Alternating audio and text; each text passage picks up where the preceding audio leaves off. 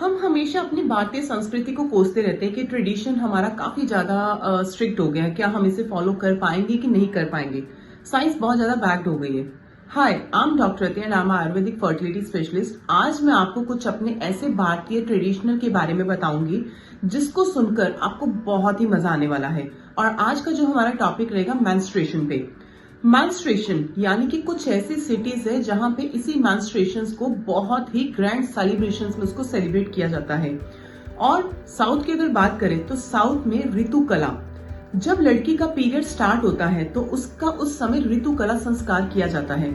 और इस ऋतु कला संस्कार में उस लड़की को बहुत सारी अच्छी ब्लेसिंग्स मिलती है, बहुत सारे अच्छे गिफ्ट्स मिलते हैं और उसको उसकी नई लाइफ की तरफ उसको बताया जाता है।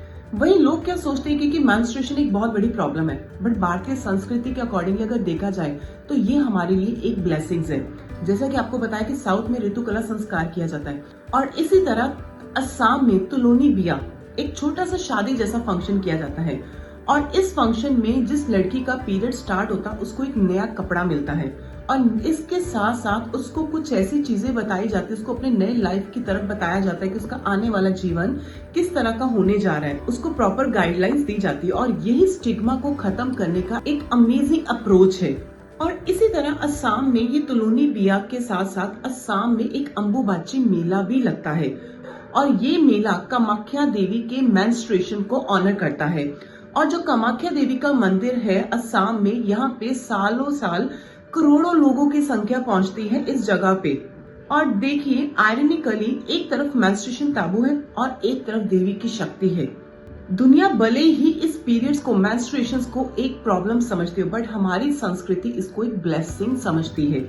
और इसी तरह तमिलनाडु में जब लड़की का पीरियड स्टार्ट होता है तो उसको रिचुअल बात के साथ साथ पूरी कम्युनिटी के साथ उसको सेलिब्रेट किया जाता है। ये बस एक रिचुअल नहीं है, मेंस्ट्रुएशन हेल्थ और पर्सनल हाइजीनिक के बारे में उस लड़की को बताया जाता है। और इसी तरह उड़ीसा में राजप्रभा, इसमें उस लड़की का पीरियड्स नहीं, पूरी धरती का पीरियड सेलिब्रेट किया जाता है। माना जाता है कि भूदेवी यानी कि गॉडेस ऑफ अर्थ। और इस फेस्टिवल का मतलब है पीरियड्स यानी कि शक्ति है, शर्म नहीं। तो आप सबको भी यही मैं कहना चाहूंगी कि पीरियड्स को हम उस लड़की को कोई प्रॉब्लम ना समझ के चले, इसको एक ब्लेसिंग समझ के चले। ये हमारी संस्कृति है और इसी संस्कृति में कुछ ऐसे ट्रेडिशंस हैं जो इस तरह की कंडीशंस को काफी ज्यादा डिनाई करते हैं। और आप सबको मैं यही मैसेज देना चाहती हूँ कि ये मेंस्ट्रुएशन कोई प्रॉब्लम नहीं है। ये ट्रेडिशन मेंस्ट्रुएशन हेल्थ को नॉर्मल करता है और इस स्टिग्मा को तोड़ने का सबसे अच्छा इफेक्टिव अप्रोच है।